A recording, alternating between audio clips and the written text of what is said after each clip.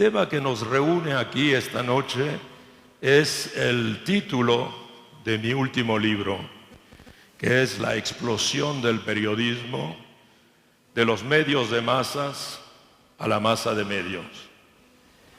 Es la prolongación de un libro precedente que se llamaba La tiranía de la comunicación y que algunos estudiantes o algunos docentes aquí, si están presentes en la sala, seguramente han podido utilizar en sus cursos. He querido prolongarlo porque mi idea es que ya no se puede hablar de la comunicación ahora como lo hacíamos hace unos años. Y por consiguiente el libro es una reflexión sobre cómo el periodismo en general, la información en general, la comunicación en el sentido más amplio, se ha visto impactado por la llegada de Internet. Entonces, si finalmente los ciudadanos pueden hacer periodismo, ¿en qué se justifica aún la profesión periodista? Es una pregunta que actualmente está surgiendo. ¿Por qué surge? Porque el nuevo contexto está marcando, digamos, para bien o para mal, está marcando el fin del monopolio de la información que poseían los periodistas. Los periodistas se habían apoderado de un monopolio que establecía para ellos mismos una especie de reserva del reflejo de la realidad hacia la ciudadanía. Aquí está la realidad, aquí está la ciudadanía, y cómo la ciudadanía debe percibir esta realidad mediante el filtro del periodismo. ¿Ok? Durante mucho tiempo los ciudadanos solo tenían una función: ser pasivos. Podían ser únicamente, como se dice en comunicación, ser receptores. El único emisor era el periodista. Eso ha cambiado. Esa relación en la que había un emisor, un mensaje y un receptor, eso ha cambiado, porque ahora el receptor, es decir, usted y yo, cualquier persona que tenga simplemente un teléfono con pantalla, cualquier persona que tenga un teléfono inteligente, cualquier persona que tenga un iPad, un ordenador, puede enviar información. Ya no es solo receptor, ahora es intrínsecamente, es emisor-receptor o receptor-emisor, igual que el periodista. Y ya por consiguiente los papeles no están fijos para siempre. Ahora aparece lo que algunos, digamos, expertos llaman los web actores. Es decir, capaces de producir lo que podríamos llamar autoinformación. Autoinformación. Yo creo mi blog y en este blog yo puedo creo mi blog o en mi pared de Facebook, yo puedo ahí dar mi opinión, reproducir artículos que he tomado en otra parte, reproducir vídeos, fotografías, opiniones. Estoy construyendo mi relato de la realidad, que es mío, pero que puedo compartir, y a veces lo comparto con miles o decenas de miles o centenares de miles de personas. Y eso puede ir tan lejos que puede tumbar gobiernos. Hemos visto dictaduras, hemos visto en Túnez y lo hemos visto en Egipto.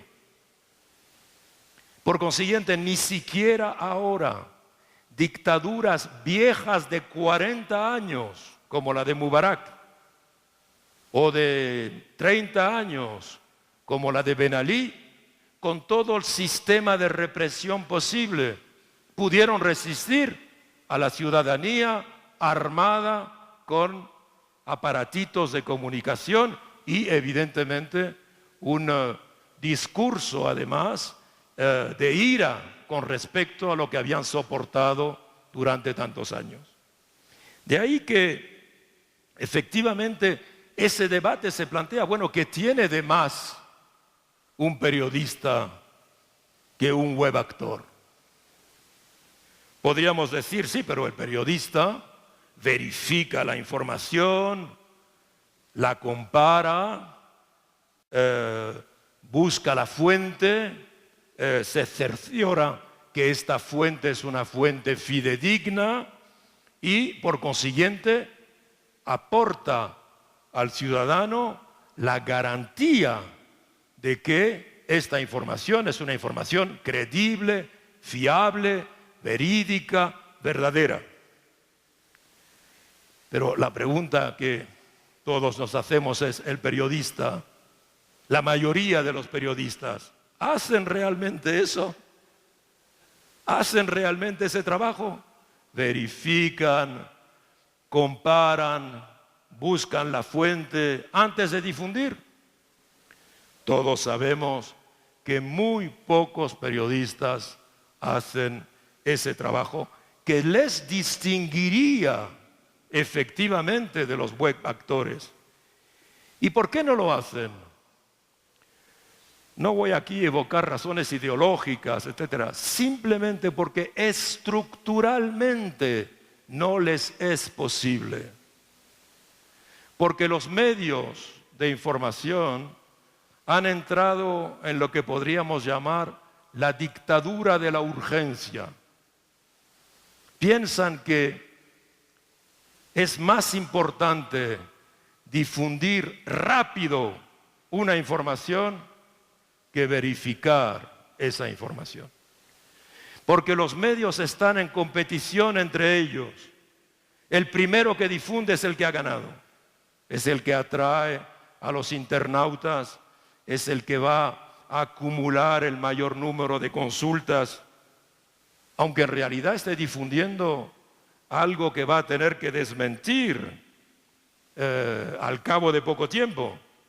Pero no importa, lo difunde. Y al comportarse de esa manera, está degradando la profesión periodística, porque está atacando una de las principales virtudes del periodismo, que le garantizaron durante mucho tiempo un rol fundamental en las democracias, y que es la credibilidad. Una información que no es creíble, que pierde su credibilidad, que pierde su fiabilidad, lo pierde todo. El capital esencial de la información es su credibilidad basado en un trabajo río arriba, que es este trabajo humilde que toma tiempo de verificación, de comparación, de tener varias fuentes que puedan probar, demostrar que eso se ha dicho de esa manera, que esa persona es tal persona, que aquello ocurrió así como ocurrió, etc. Y esas reglas son las que se están perdiendo actualmente, y a partir de ese momento precisamente, como se están perdiendo, los periodistas se encuentran en una situación en la que están creando en nuestras sociedades algo que yo llamo una inseguridad informativa. Vivimos en sociedades en las que hay muchas inseguridades. Inseguridad, bueno, yo vengo de Europa, donde ven ustedes la situación que tenemos. Inseguridad social, inseguridad económica, inseguridad monetaria. Ahora no sabemos si el euro va a poder mantenerse o no se va a mantener. Inseguridad en muchos aspectos de la vida social. Pero a esas inseguridades hay que añadirle ahora la inseguridad informativa.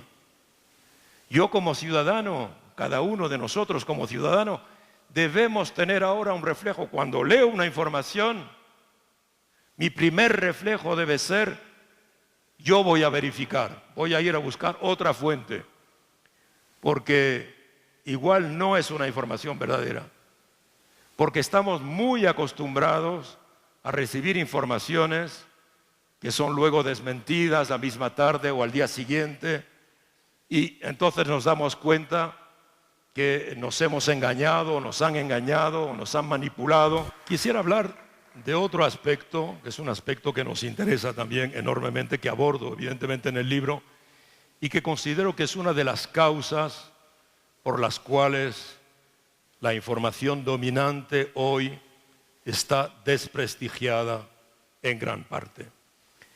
Porque esta información dominante ha considerado o considera a la información como una mercancía. La información, de hecho, en las sociedades capitalistas, funciona como una mercancía. ¿Qué significa que funciona como una mercancía? Significa que funciona según las leyes de la oferta y la demanda. En vez de funcionar según las leyes que enunciaba yo antes, por ejemplo, una información importante para la colectividad, una invención, por ejemplo, en términos de progreso médico, un avance, por ejemplo, en términos de tecnología. El sábado estuve escuchando el enlace presidencial, por ejemplo, estas informaciones sobre la energía hidroeléctrica, la importancia que va a tener para el país el paso de una energía que depende del diésel contaminante a una energía hidroeléctrica que no está produciendo CO2, es bueno para la humanidad. Bueno, una información importante tendría que tener más valor que una información no importante o menos importante para el interés de la mayoría de la ciudadanía. Pero no es así, en realidad funciona según la ley de la oferta y la demanda. ¿Qué quiere decir? Quiere decir que si una información interesa en función de los mecanismos del condicionamiento cultural de las masas, interesa más a la sociedad, esa información va a tener más valor, quiere decir va a estar puesta más en primera plana que otra. Pero por otra parte, entonces, digamos, la información funciona como una mercancía. Pero por otra parte, para los economistas es una cosa sorprendente porque es una mercancía gratuita. La información es gratuita. De hecho, cuando ustedes ven la televisión, se informan en televisión, se informan por la radio, se informan por internet, no pagan por informarse.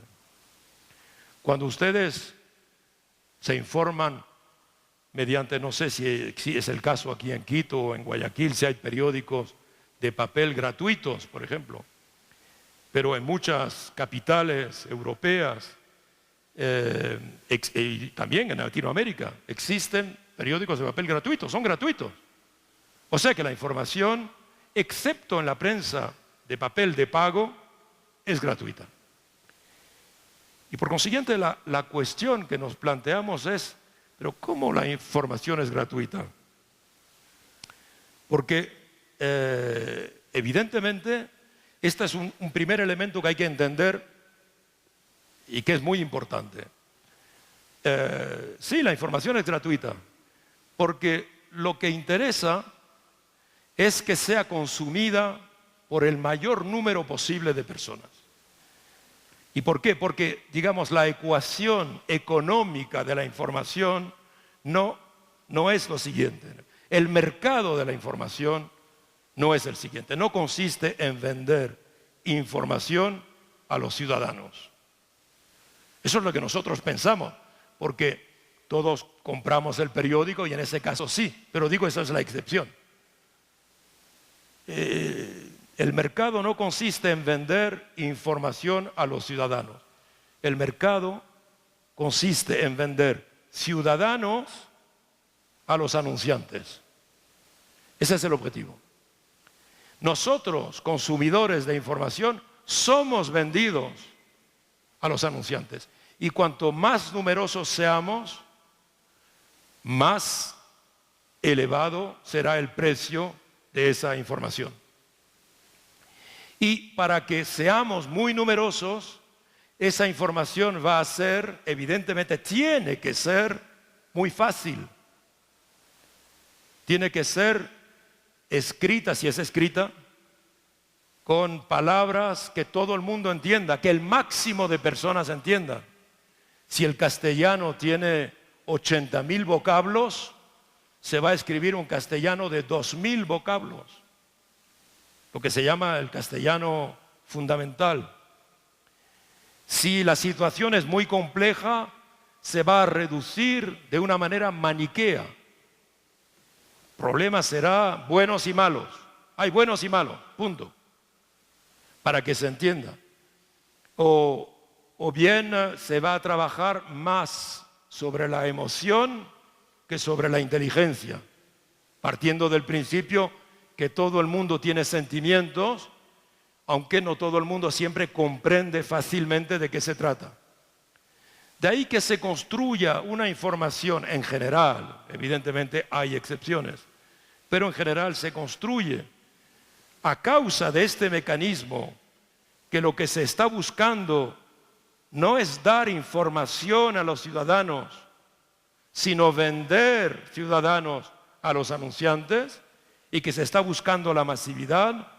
Por consiguiente, y esto es lo mismo para la televisión, evidentemente para la radio, etcétera, evidentemente lo que se va a buscar es una simplificación, una espectacularización, una sensacionalización de la información que va a reducir la información a su mínima expresión. Digamos, un ciudadano profesional, culto, que necesita culto, un sindicalista, una persona que necesita la información para su trabajo, para tomar decisiones, para poder organizar mejor su vida, su colectividad, no va a encontrar en ese tipo de información los elementos que necesita. Es decir, esa información no está formando, construyendo ciudadanía, que es el objetivo que debería tener la información, construir ciudadanía. No está construyendo ciudadanía. Y por consiguiente es una información que no participa a la elevación del nivel cultural general de la sociedad. Al contrario, a veces trabaja los sentimientos más elementales y menos nobles del ser humano. Es decir, yo digo, la información es una mercancía. Segundo, la información es gratuita. Tercero, la información, sin embargo, es una materia prima hoy día estratégica. ¿En qué sentido es una materia prima? Bueno, en el sentido más elemental. Fíjense ustedes, por ejemplo, Facebook. Facebook sale a la bolsa estos próximos días, ¿verdad? Facebook. ¿Qué es Facebook? Es una red social que hace que las personas se encuentran amigos y amigas e intercambian información entre ellos. Y eso gana dinero. Sin embargo, Facebook sale a la bolsa, va a salir a la bolsa de Nueva York los próximos días. ¿Saben ustedes en cuánto está valorizado Facebook? No sé si tienen una idea. Entre 50 y 90 mil millones de dólares. Entre 50 y 90 mil millones de dólares. No se sabe bien, aunque parece de simple a doble, ¿eh? O sea, y bueno, la valorización de Google cuando salió a la bolsa. Miren las acciones de Macintosh. Bueno, es decir, ¿Quiénes son las empresas que más dinero han ganado en los últimos 15 años? Más que las empresas petroleras, más que las empresas de alimentación, más que las empresas de energía. Son las empresas que trabajan con una materia prima que es la comunicación. Son las empresas de telefonía, son las empresas de informática, son las empresas de programas, son las empresas de redes sociales, son las empresas de buscadores. Hoy, la revolución digital que es el hecho de que hoy, cuando en mi pantalla yo veo la letra A, esa letra A no es la reproducción de una A, sino que es la resolución de una ecuación de ceros y unos en un sector binario. Cuando yo apoyo en el A, el ordenador trabaja con una ecuación y da el resultado de esa ecuación, que es una figura que se parece a la A. No es analógica. Por eso decimos que no es analógica. Entonces, hoy tenemos una técnica que no distingue las tres técnicas. Y donde antes teníamos industrias separadas, industrias de la escritura, industrias de lo icónico e industrias del sonido, ahora tenemos una misma industria que hace las cuatro cosas: texto, imagen, sonido e internet, que puede mezclarlo todo porque está escribiendo en el mismo lenguaje, el lenguaje digital. Esto ha permitido industrialmente crear unos grupos mediáticos que hoy día tienen como función el unir prensa escrita, radio, televisión, cine, toda clase de edición musical, etcétera, deporte, en la medida en que el deporte no es una actividad física, sino que es un espectáculo de televisión y por consiguiente, ante todo, es un elemento de televisión. Esto ha permitido la concentración y la concentración ha reducido la pluralidad. La concentración que es extremadamente preocupante en todos los países. Yo en el libro doy muchos ejemplos. En Francia, que es un gran país democrático, evidentemente, lo recuerdo en el libro, toda la prensa escrita de la nacional, es decir, la que se difunde a través de todo el Estado, está en manos de 5 oligarcas, no de 5 empresas, de 5 propietarios personales, que, lo digo en el libro, que son además industriales, que están ligados o bien precisamente a la telefonía, o que están ligados a la fabricación de armas, o que están ligados a la banca. O sea que un gran país de 60 millones de habitantes, una gran democracia, toda su prensa escrita nacional en manos de 5 oligarcas. Es normal. ¿Cómo no pensar, cuando leemos la prensa que pertenece a esos grupos, cómo no pensar que esa prensa en cierta medida está también defendiendo los intereses de ese grupo? Y doy ejemplos muy concretos en el libro, casos muy concretos, declaraciones muy concretas de los propietarios, de algunos, no de todos, de algunos propietarios. O sea, estamos viendo cómo el poder mediático aparece como un instrumento del poder que domina hoy en el marco de la globalización, que es el poder financiero. Y yo digo, y trato de demostrarlo en el libro, ¿cuál es la función del poder mediático hoy? El poder mediático, o los medios en general, son el aparato ideológico de la globalización.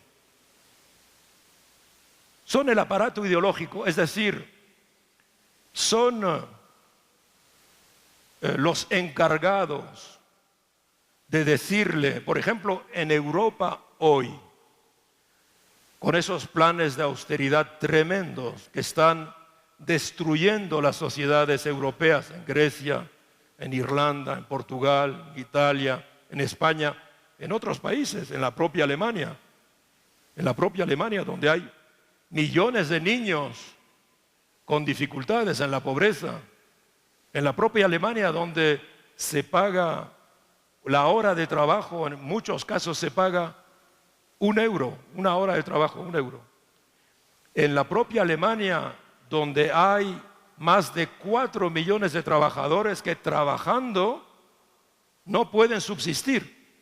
Tienen que acudir a las ayudas, las poquísimas ayudas públicas que quedan, sino que son los trabajadores pobres. Bueno, lo que América Latina conoció en los terribles años de la dominación ultraliberal. Esos medios, ¿qué les dicen a las sociedades? Y los leemos todos los días.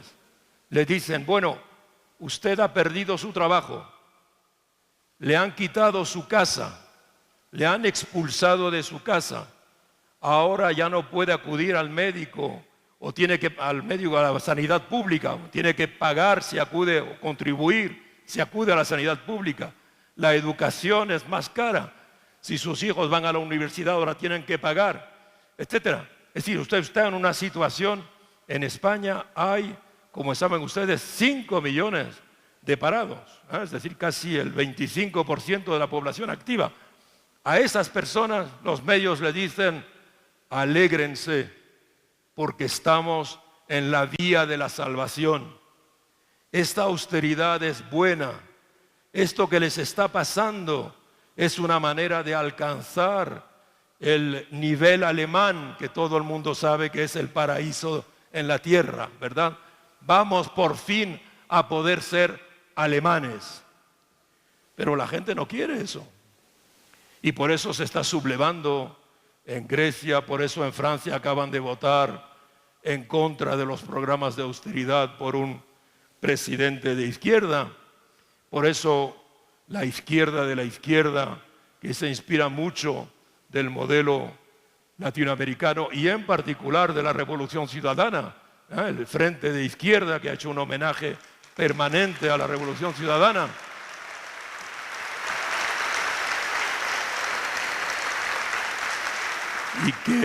Y que difundió enormemente el mensaje que el presidente Correa de solidaridad envió.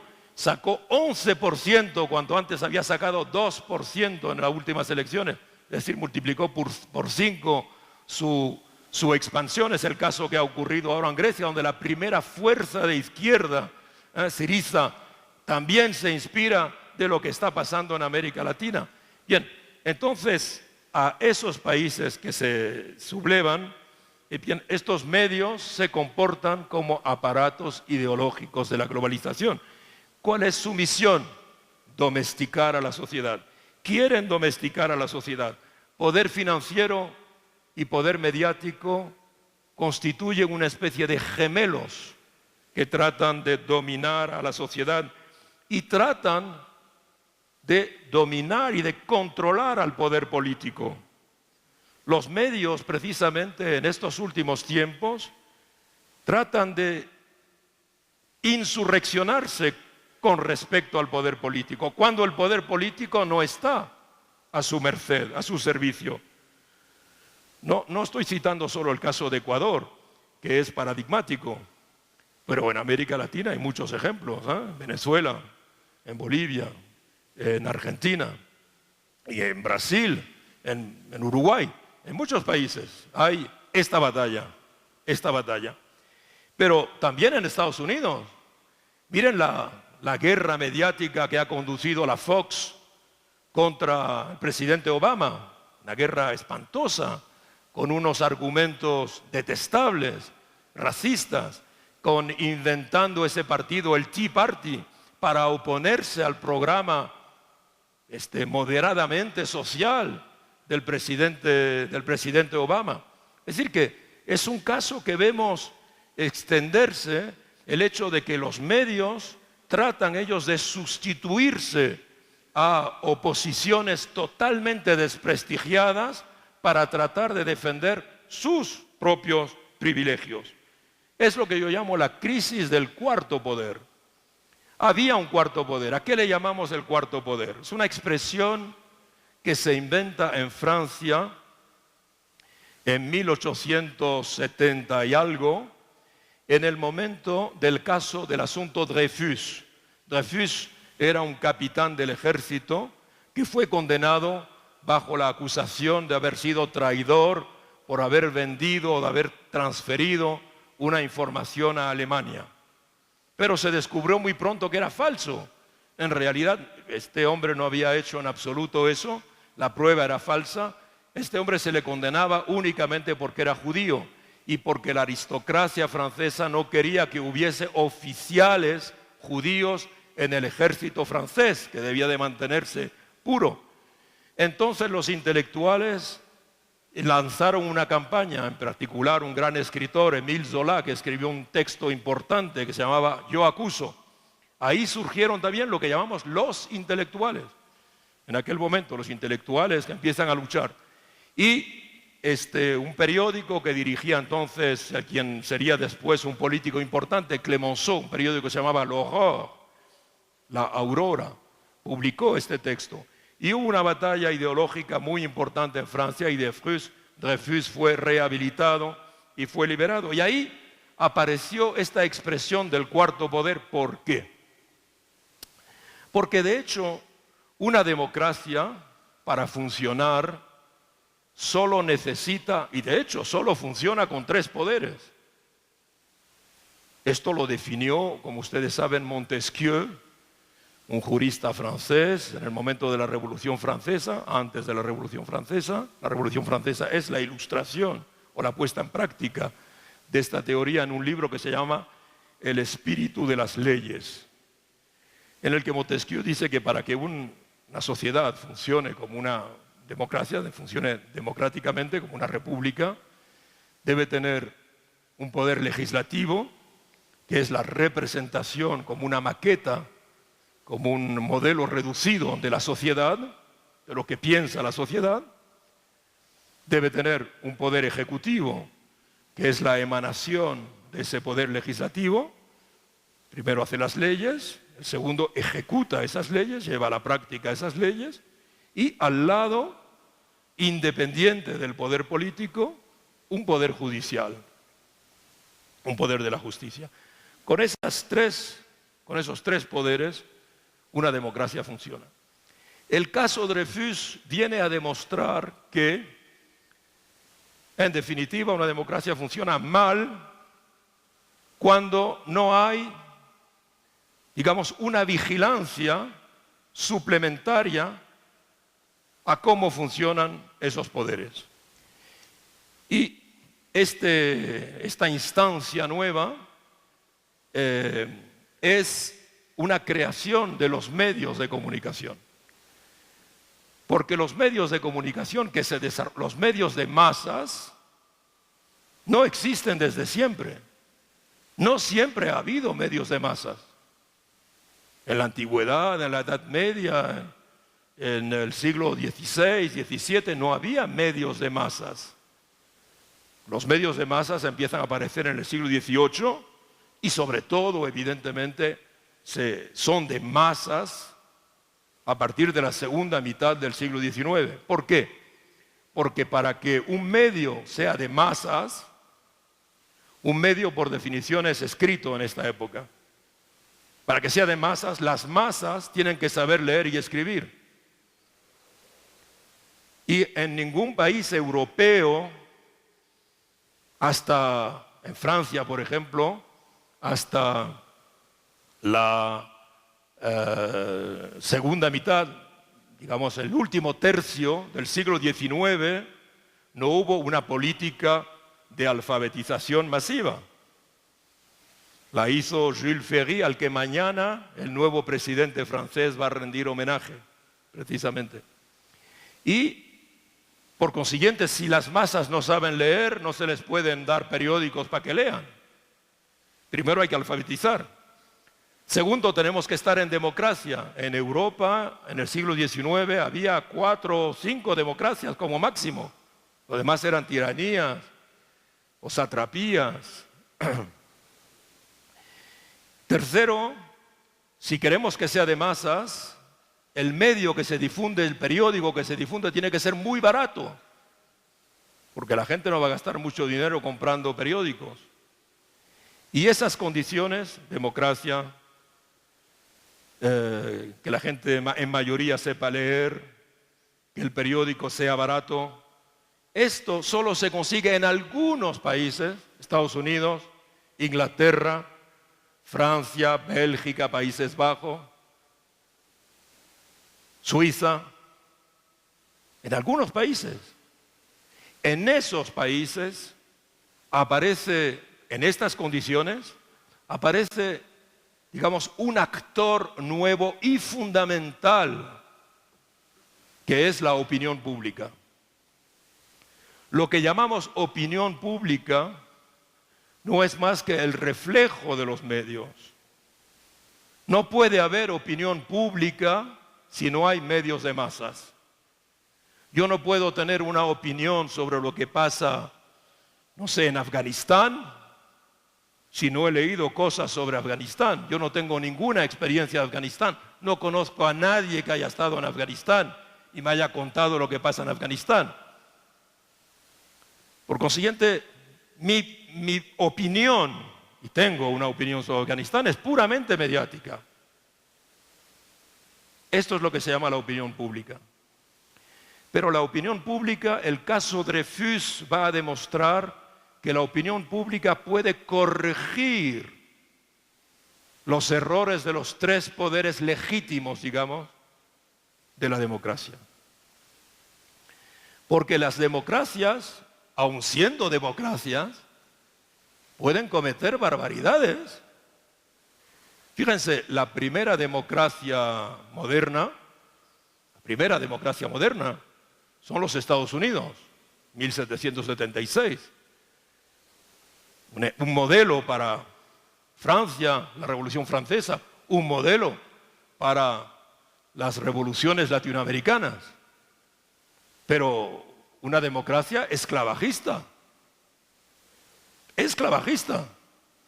Lo que llamamos los padres de la Constitución americana, todos excepto uno, propietarios de esclavos.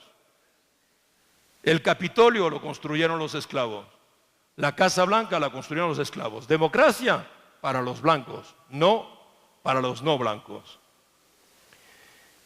Esto evidentemente indica bien que aún se puede ser una democracia perfectamente aceptada como tal, pero la opinión pública va a tener un trabajo importante que se hará muy tarde, evidentemente en los años 1960, para ir combatiendo la segregación, a pesar de que ya había habido la guerra de secesión, Lincoln, la liberación de los esclavos.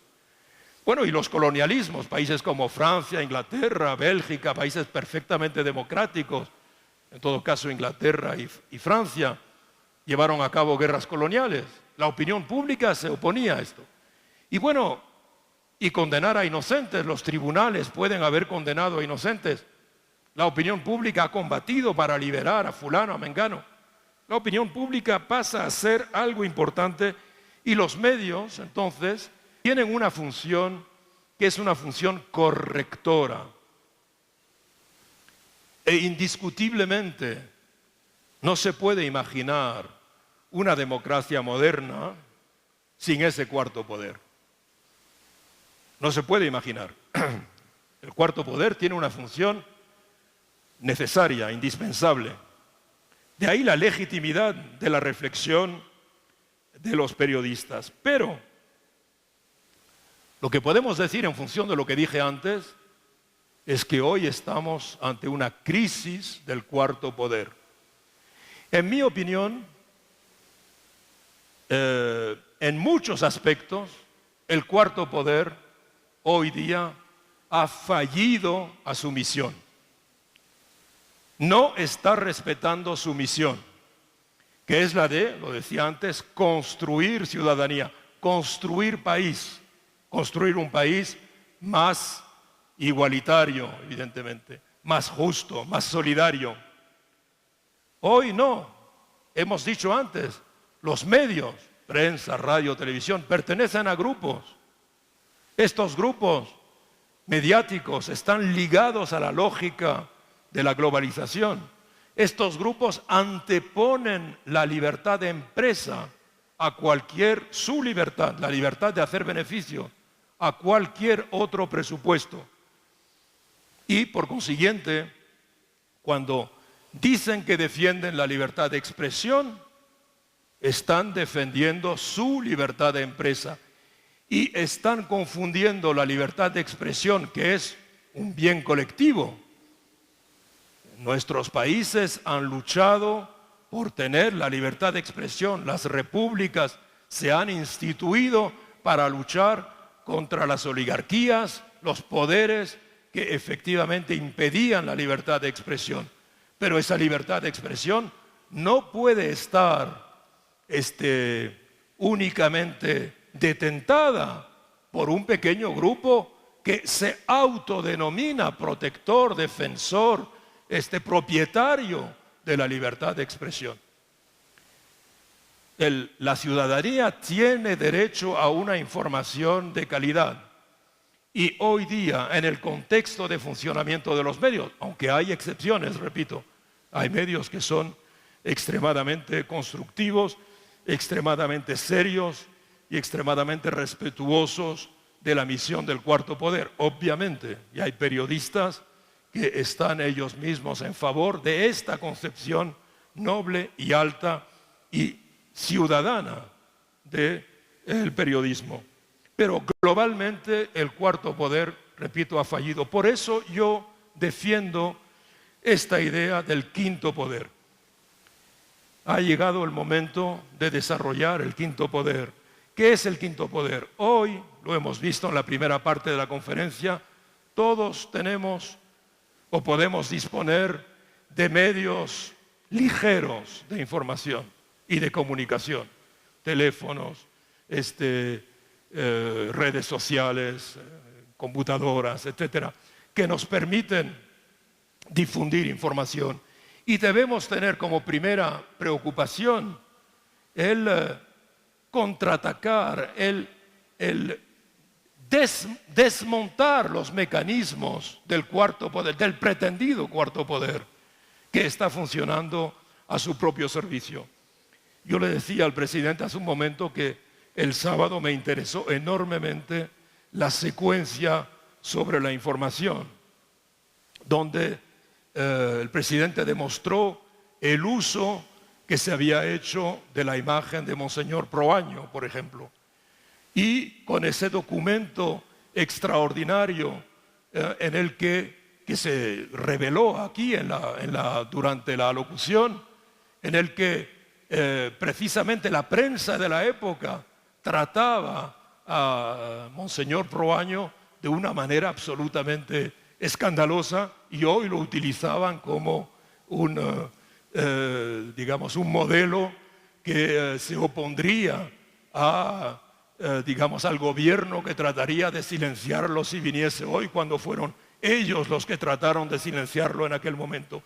Esa demostración con documentos, con textos, me pareció un ejemplo modélico de la expresión del quinto poder que todos podemos hacer para conducir el objetivo de que los medios no estén al servicio de los intereses de sus propietarios, sino que estén al servicio de la ciudadanía y de la democracia. Porque tenemos que recordar este principio fundamental: de la calidad de la información depende la calidad de la democracia, y queremos más democracia que nunca.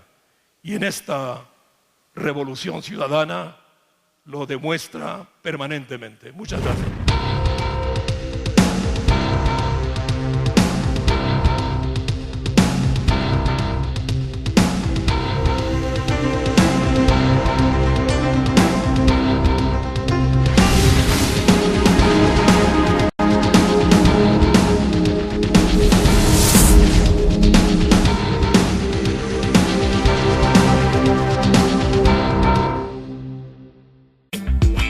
Grupo Corporativo del Norte. Somos la empresa más grande de medios de comunicación, marketing y publicidad de la región norte del país.